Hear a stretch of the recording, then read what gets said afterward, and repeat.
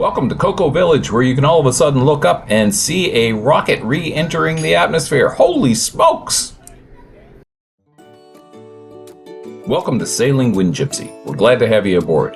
In this episode, we're going from Cocoa Village outside of Cape Canaveral, through Cape Canaveral, going out in the ocean, and all the way up to Georgia, and have fun with a thunderstorm in Jacksonville.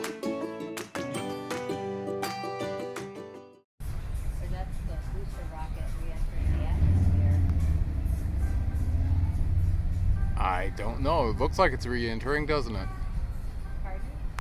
It looks like it's coming down, doesn't it?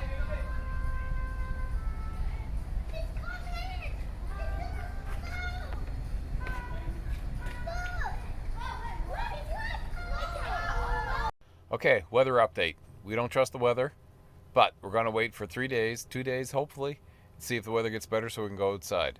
Today is Saturday and it is 11:05. So if we can't remember why we're still here, this is why. Right, Lisa? Yep. Okay. Cocoa Village is one of my favorite stops, and it has this splash pad. Richard and I both availed ourselves of the splash pad, and then we saw it also has a freshwater shower here, outdoor freshwater shower, and it has lots of dog poop bags. We also wondered if perhaps they were also there to be human poop bags for the relatively large number of homeless people here in Florida. It has this beautiful park and amphitheater. It looks like there's a dance group up there practicing. And there was a big concert when we were here last time, and a couple weeks after we were here, apparently Willie Nelson had a concert here. So when we were here last time, they were having a fundraiser under this beautiful colonnade at the park. And the downtown area, Cocoa Village downtown, is charming. Lots of places to walk to, boutiques, art galleries, restaurants. There's these kids learning their dance routine. Some kids playing soccer.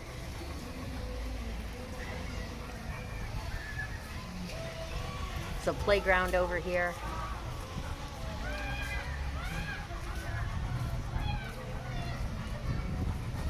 Okay, we are definitely getting a little bit of a gully washer here.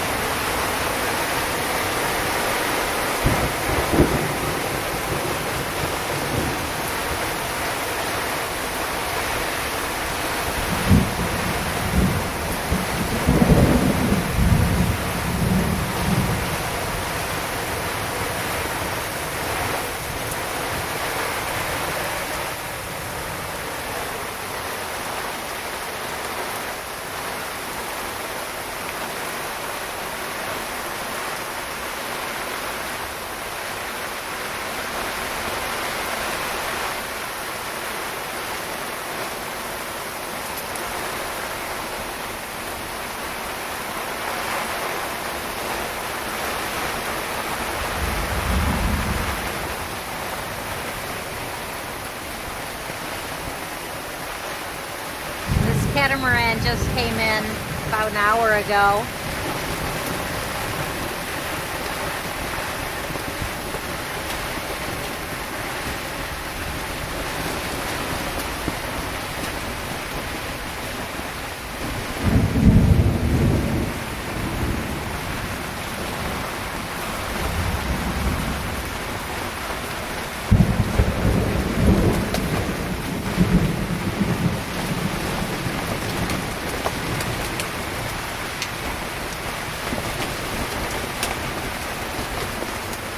Luckily, if we drag into those power lines, we actually will go under them.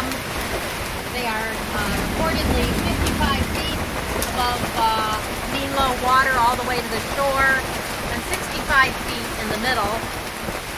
Unfortunately, we will hit the bridge if we drag that far. If we don't hit the shore first, as you can see, there are several other boats that have done that. Hopefully our ground tackle works better than theirs did.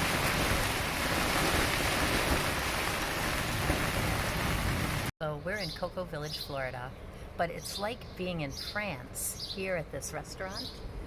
Firstly, this quiet little street that discourages vehicle traffic. Fancy racing bikes. Richard's smiling.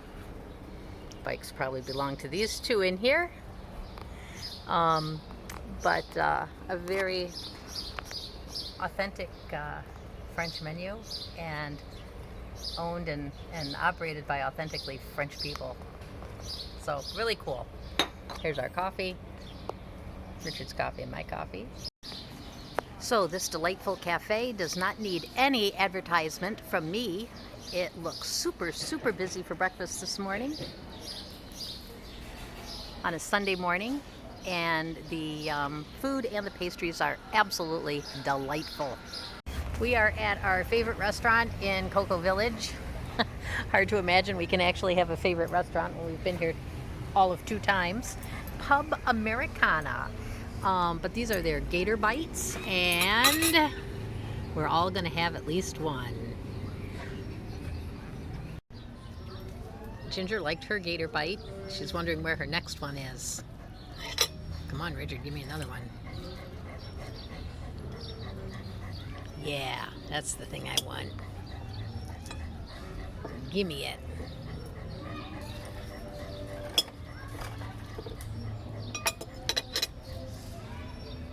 I'll take that crust too. To-go box. Seriously, Richard? That's to go in my mouth.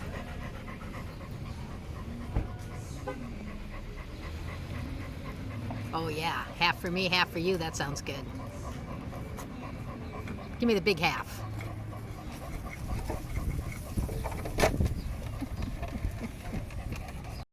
So here we are in beautiful downtown Cocoa Village, the city of Cocoa, and behind us is a title company, and down the street here is a magic shop, which is sort of cool.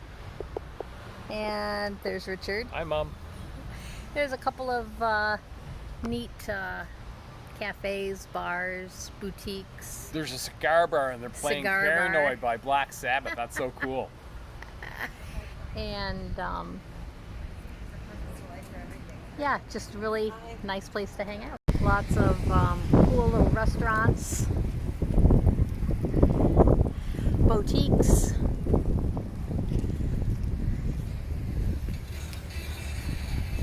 salons. There's a magic shop down here. There's a pirate museum and a pirate shop. Unfortunately, it's closed on Monday and Tuesday, and today is Monday. So we're not going to be able to see that today.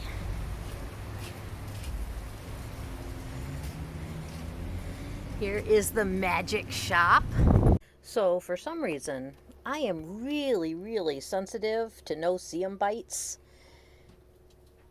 This is from one night in Vero Beach. Really hot and humid, and we had screens up, but our screens don't fit perfectly, so we had tons of no-see-ums in the boat. And Richard and I both noticed them biting us all night long, and it was really super hot, so you didn't want to cover up with a blanket or anything to protect yourself. But Richard, the day after, had nothing. And for me, the day after wasn't bad, but 2 or 3 days later, I get this intense itching all over and these little no-see-um bite welts. So I must have hundreds of them. And the itching lasts for about 10 days. Definitely bug bites would make me tap out on Naked and Afraid. So this is the dinghy dock. It's on the north side of the bridge at Cocoa Beach, Cocoa Village. This is the eastern side of the ICW.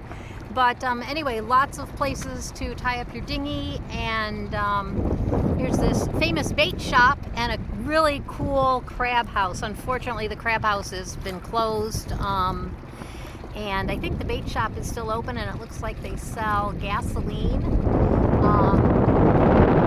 But this apparently was all bought by the state of Florida. And there's a boat ramp over there. So this is the dinghy docking side opposite Cocoa Village, Old Cocoa Village. So we dinghied across from the anchorage at Old Cocoa Village, went north under the bridge and across the ICW to the dinghy dock over here and the Publix on the West Marine. And it's rush hour, and you can see bridge traffic is really backed up there. There is an anchorage on this side. Got some boats anchored over here. On the north side of the bridge, you have a lot more boats anchored on the south side of the bridge. Looks like a lot of them are never going to move, but looks like a pretty safe place to anchor. Okay, we are dinghying under the Cocoa Village Bridge here. It's not called the Cocoa Village Bridge, but I don't know what it's called. We'll clear it, Richard said. Our air draft is about, I don't know, how tall are you above the water, Richard? 4 feet. First time we ever dinghied under one of these highway bridges. And back to Old Cocoa Village anchorage. It is sunrise here in Cocoa Village. We certainly have enjoyed our time here in Cocoa Village. It was almost too comfortable. You know, you get into a routine, you don't want to leave, but we wanted to leave, but it wasn't hard to stay, let me tell you that right now. Nice dinghy facility down there. Easy walk to the downtown. It was a pleasant stay, but time to move on. So next trip, up the ICW, out to Cape Canaveral Harbor, and out into the ocean on the way to Port Augustine. This is an eagle's nest with babies in it. We can't really see it anymore, but you can hear them. Those sound like they are trying to get fed. Trying to get fed. So when we were in Cape Canaveral before, there were a bunch of cruise ships here. Today, it looks like it's mostly commercial, a bunch of bulk carriers. Don't see any cruise ships.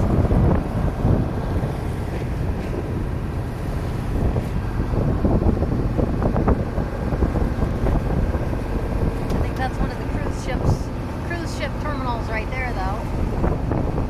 We also saw tons of vultures, and now I only see this one right above us. It took us 3 hours to get from Cocoa Village,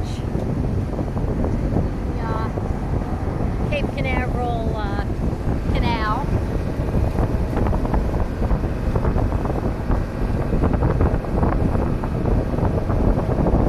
But it looks like we're going to be able to sail once we finally get out of here.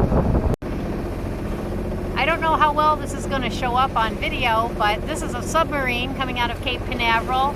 It came out right behind us. In fact, the Navy called us on the radio and told us we needed to exit the channel immediately, which we did, of course. However, there was a power boat that was coming in the channel that apparently didn't get the message and was met and escorted out of the channel by 2 Coast Guard vessels. So that's probably the most exciting thing that happened to us this trip. And this is a Carnival cruise ship that is following the submarine out of Cape Canaveral. I think they were held up in the channel until the submarine got out. So those people got quite the tourist experience. So here is the submarine. It's going 8.4 knots. It does show up on our GPS as a Navy vessel. Or not our GPS, our AIS as a Navy vessel. Sort of cool. So this is pretty cool. Here is two freighters out there and then our submarine. And then Richard's like, oh, there's a second submarine out there, and sure enough, it looks like there's one coming in and one going out. Wow, you can really see his wake now. Yeah.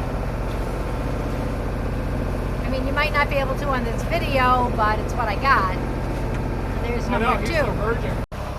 So we are getting ready to put the sails up, and this is a really, really calm day out here just outside Cape Canaveral.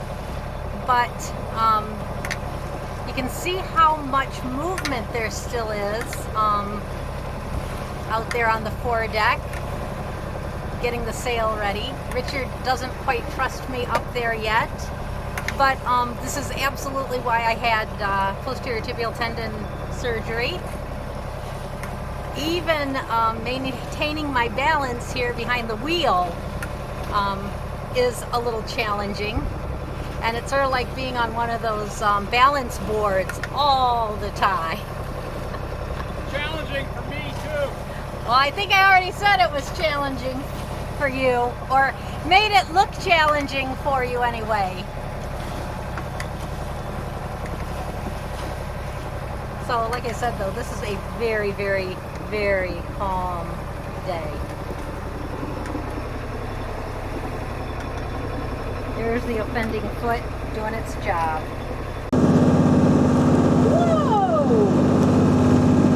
Dolphins are putting on quite a show for us.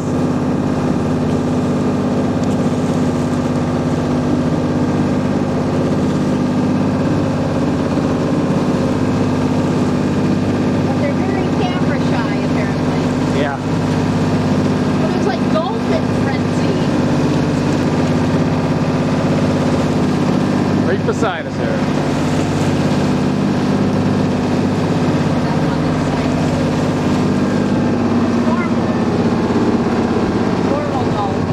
Normal.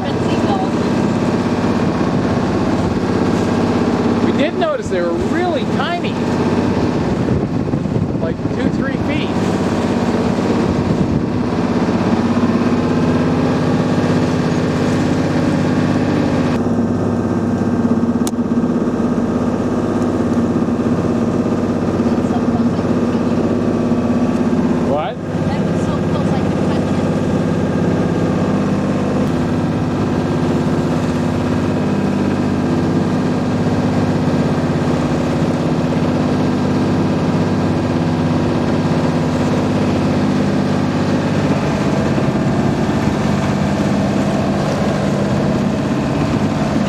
Canaveral way down there. That's Cape Canaveral way down there. It's supposed to be a launch tonight, but we don't know what time. All we know is we had to be out of the security zone by 8 p.m. We haven't done a night passage in a while. Can't even see Lisa there. But it's nice to have a full moon to help light our night. So we are back in beautiful St. Augustine. When we were here before, we were just here overnight, and we left first thing in the morning because we had to get someplace warmer. Now we feel like we'll never be cool again. So St. Augustine, one of the oldest cities in the United States, definitely has managed to retain a lot of its oldest city charm. They have actively preserved and rebuilt old structures that have no longer been viable. And this is just a sort of random street. coming off the waterfront.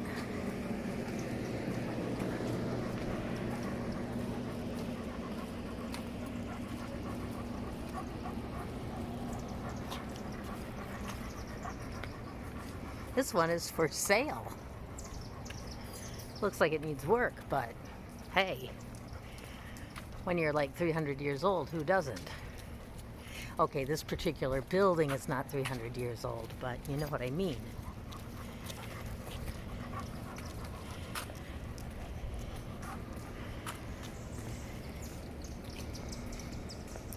Cool, typical old St. Augustine architecture with the second floor porch. And there's Ginger and Richard. Apparently there's a lot that's really interesting to dogs here. So last time I was here, I told somebody I don't think I could live here because I'd have to dress up like a pirate to go out every day. I could do that. Richard and I could both have a full pirate wardrobe. Well, we have won several awards, pirate costumes. We do have a good start on the pirate costumes.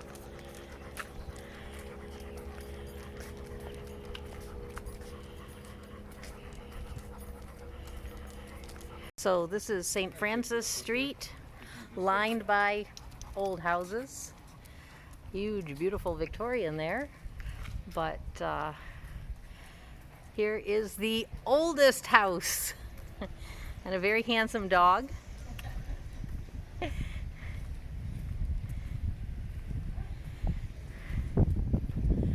Super cool. Oldest house and gardens.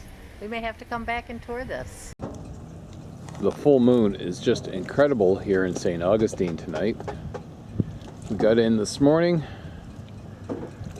sometime around 8, by the time we hit the harbor. There's the Bridge of Lions. Looks really cool, lit up at night. Did notice when we were going along the ocean coast last night that you could really see the different bridges that were lit up.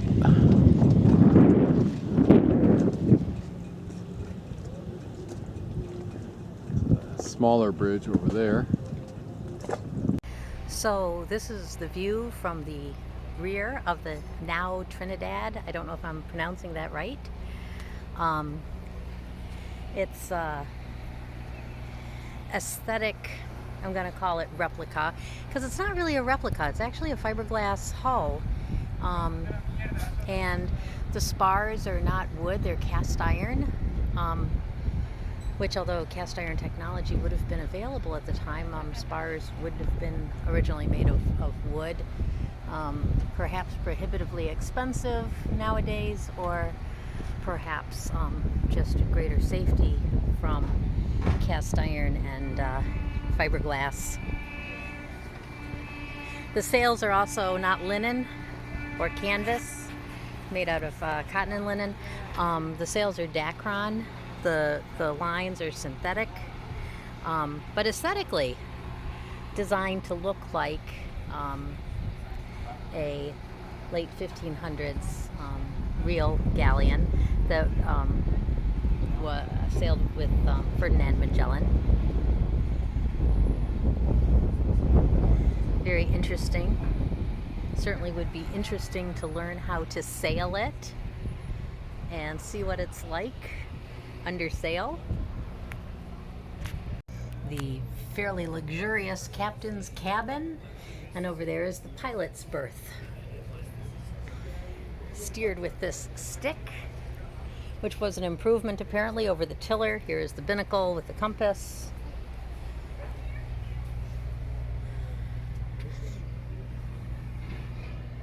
The pilot's quarters.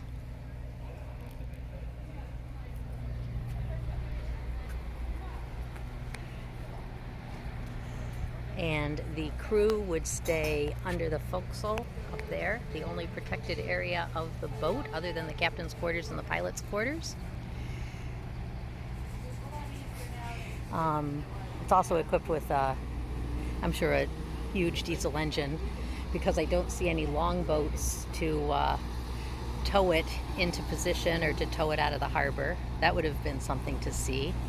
Maybe in future recreations they will consider adding that level of authenticity, because that would be totally cool.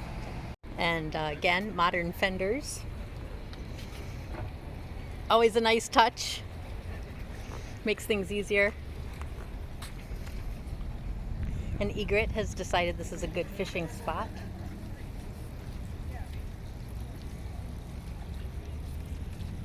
Oh, got one. Good job. So we have seen tons of lighthouses while on the water, but we don't usually get a chance to see them on land. And this one is Florida's oldest lighthouse. I'm gonna try to climb the steps later. So several places that we've visited have had clubs or organizations that promote and teach and preserve the tradition of wooden boat building. And I was thinking how much Dad would have loved something like this. And wondering what became of the wooden boat that he built and he didn't choose to leave it to his children. If the doggo wanted water, we have a little. Oh, thank you. Excuse me. Hi, buddy. So anyway, this is the St. Augustine That's okay. wooden boat building Girl, boy, girl. organization. She gets misgendered all the time. Well, she's pretty. What's her name? Ginger.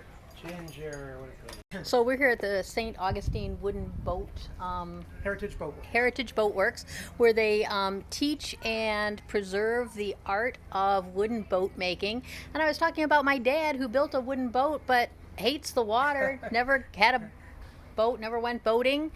And this gentleman was explaining the provenance of that. Yeah, I don't think that's unusual, actually. Some of the guys that work here aren't crazy about the water themselves, and I think that throughout history they were tradesmen. So, and they passed that down generation to generation, and I'm sure a lot of boatwrights and shipwrights never went to sea. In fact, I think the majority of them did. It's the sailors that went to sea, not the. You did have a ship's carpenter on a lot of the old sailing vessels on board, in case you had emergency repair works to do, but mostly they stayed landlocked, building the boats and building the ships. So your father's in a grand tradition. Yeah, he is in a lot of grand traditions. We historic won't mention tradition. some of the other ones. Thank you very much. Oh, We have been talking to John from Heritage Boat Works. He runs the program here. So if you're interested, contact St. Augustine Heritage Boat Works and ask for John. Perfect. Thank you. All right. Yeah, thank you. We don't have 10,000 followers. We don't have 10,000 followers. So I just lifted the oil bucket that they use to carry the oil up to the top of the lighthouse here.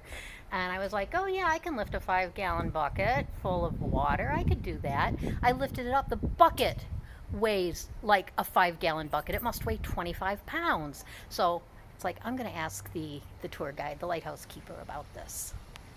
So yeah, I went and lifted up that bucket, and the bucket itself weighs like 50 pounds. That's So because the bucket is weighted to simulate what a full bucket would feel like of oil. And I just have to point out that oil is less dense than water and therefore is not going to be as heavy. not be as quite water. as heavy. It's All right, well, quite a bit lighter. I feel a lot better about that, but not really, because I obviously couldn't do it 20 times. And this is the front aspect of the lighthouse keeper's house, with 2 amazing, actually it looks like 5 amazing live oaks out here in front.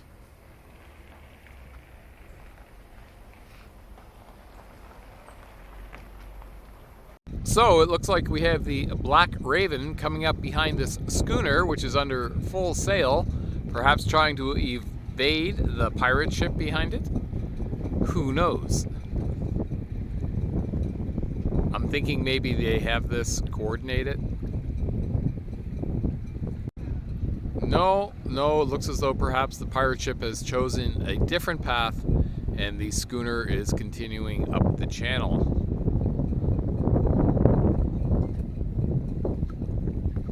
Although perhaps the pirate ship is going to go broadsides to open its guns, unleash unholy hell on the schooner. Will it happen? Let's wait and see.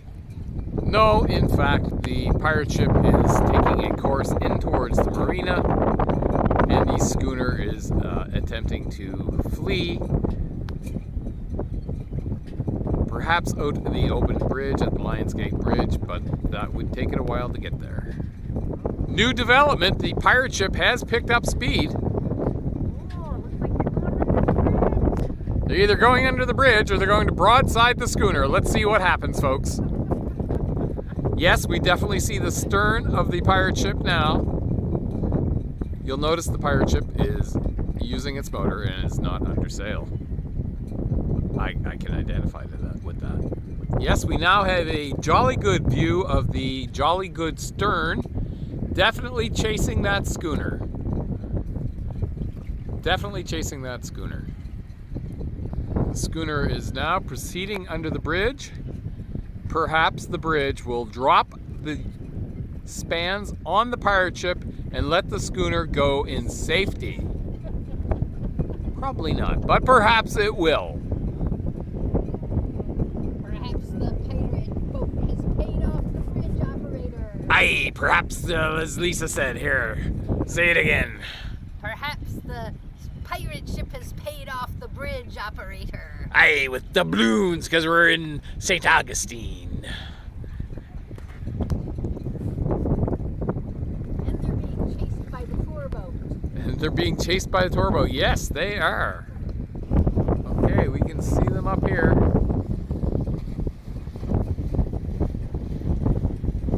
Yes, they have continued to the other side. Here is the fort as we are leaving St. Augustine. This, it's our second time here. Once down, we only could stay like less than 24 hours.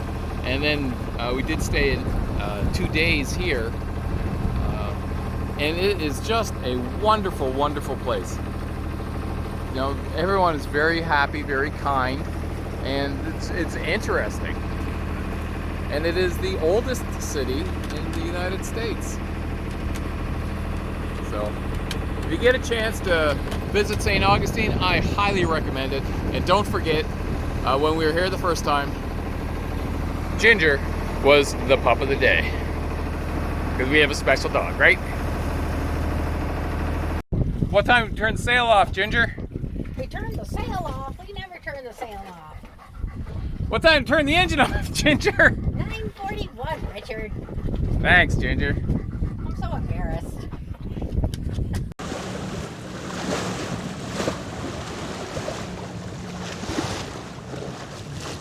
And here is the coast just north of St. Augustine, Florida. Left there almost 2 hours ago.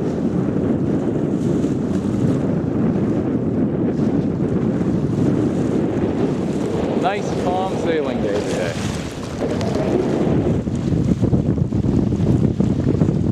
Turn the engine back on around 11:40, boss. And here we are being passed by Texas Highway.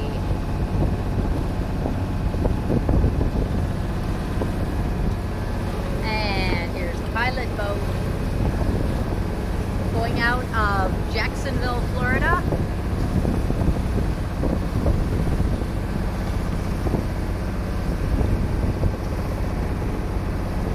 Richard said we didn't film under adverse conditions. Here is the U.S. Navy at Jacksonville, Florida. And here is the Chesapeake Highway, another Rollo, sharing the river.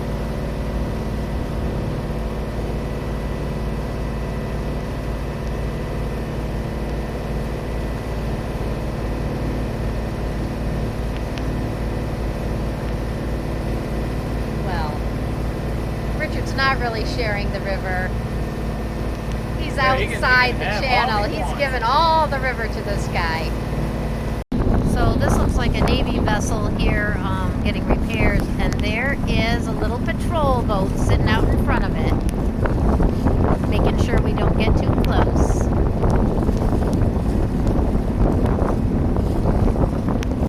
We're leaving Jacksonville now. It's 7:49 on the morning. Sunday, I think. A lot different than when we came in last night in the thunder and lightning and pouring rain. I think that's a line from an AC/DC song.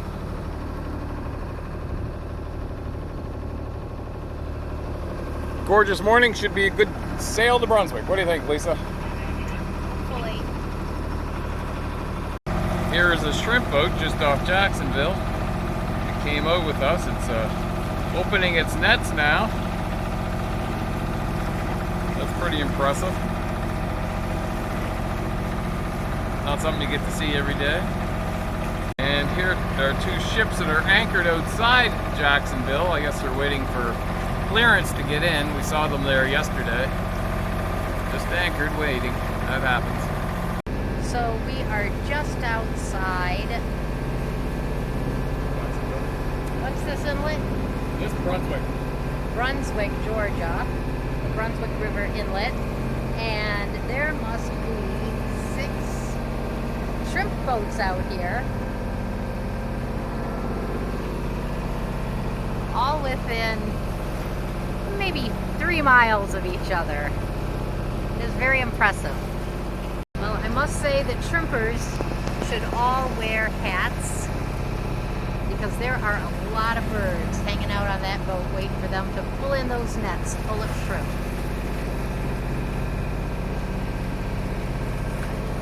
But we're in the Brunswick River channel, or the Brunswick Inlet to the Brunswick River. And these guys are maybe a quarter of a mile away from the channel, shrimping. And it's sort of cool because I don't think we've ever been this close to them that you can actually see them dragging the nets behind them. Here's 3 more shrimp boats on the north side of the channel. They're not as close to the channel here because outside of the red marker, it gets really shallow as 2 feet. So we're gonna stay inside the red marker. So this is pretty impressive. Just outside the Brunswick River channel, you can see these waves breaking over the shallow spots on the north side of the channel. Like I said, it gets as low as 1 and 2 feet here in low tide. And we're going in just about about an hour before low tide. And here's one of the shrimp boats with its nets out of the water on its outriggers, and it sort of looks like a weird insect.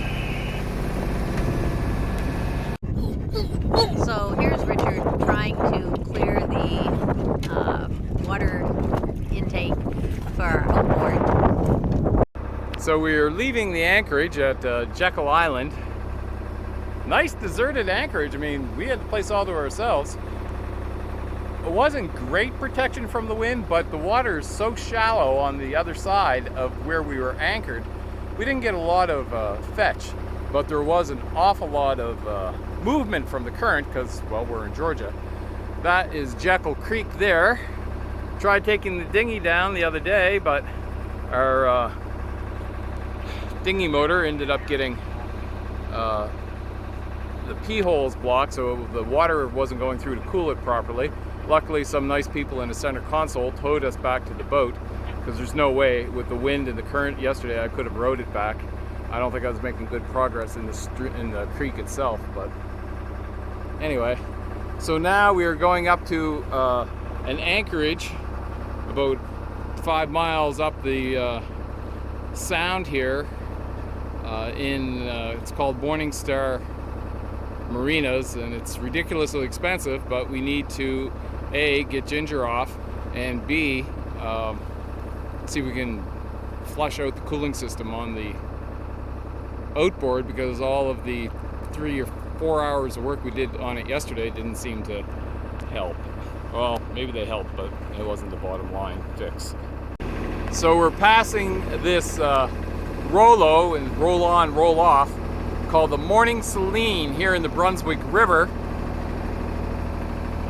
And we have to wonder whether or not Brunswick always had this much traffic And Jacksonville always had this much traffic with the Rolos, but we suspect it's a result of all the shipping from Baltimore had to go somewhere.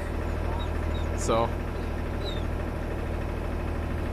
anyway, big ship. They definitely have the channel for it, so I wouldn't be surprised if they do have shipping of this size. And the same with Jacksonville. I just wonder whether or not they're getting the increase from Baltimore, or whether that went further north to New York. That small boat stayed out of the channel as the Rolo went by. Smart thing to do. That's where we were 10 minutes ago.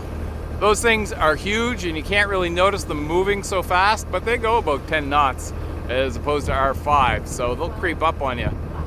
Oh, Lisa just said according to the AIS it's going 12.5. So even though it looks like a mountain or a cliff, it will move up on you really quickly. Show me what you're doing, Lisa.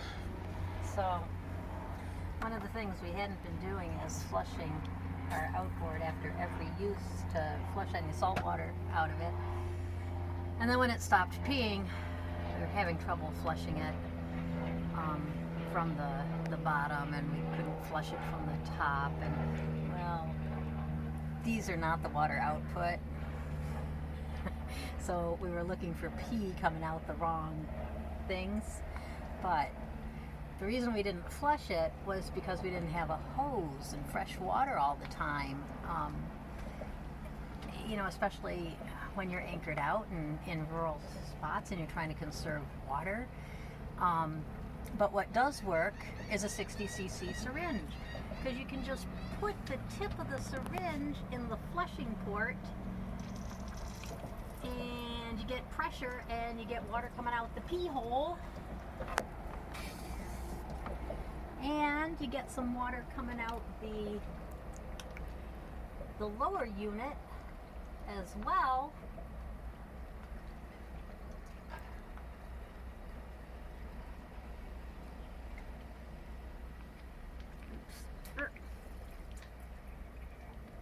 So we can easily do this with, 100 cc's of water after every use, and that'll keep junk from building up in the internal passageways of the engine. And why did we originally get that? Of course, if Richard ever gets a tension pneumothorax, he's screwed, because I've used my big syringe for the outboard. But we're more likely to screw up the outboard than I am to get a tension pneumothorax. Way more likely. I'll have to look that up sometime, see what it is. If you get one, you're gonna die. Okay, my troubles are. Don't have a syringe. My troubles are over.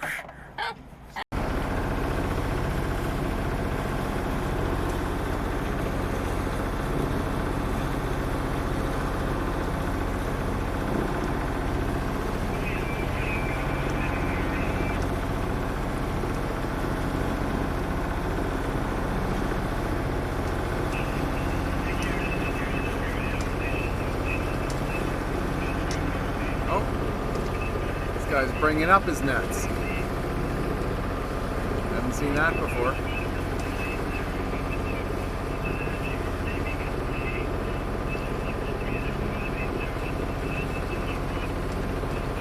Just turning.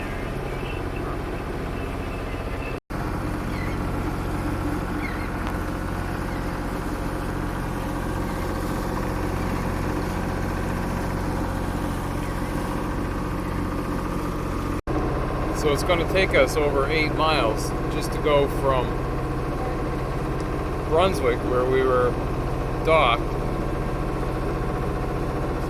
to the spot where we can actually turn up, because you can't go in all of this blue or else you'll ground. Yes, it is. The Army Corps of Engineers. The boat's called the Holland. It was actually beside us when we were at dock.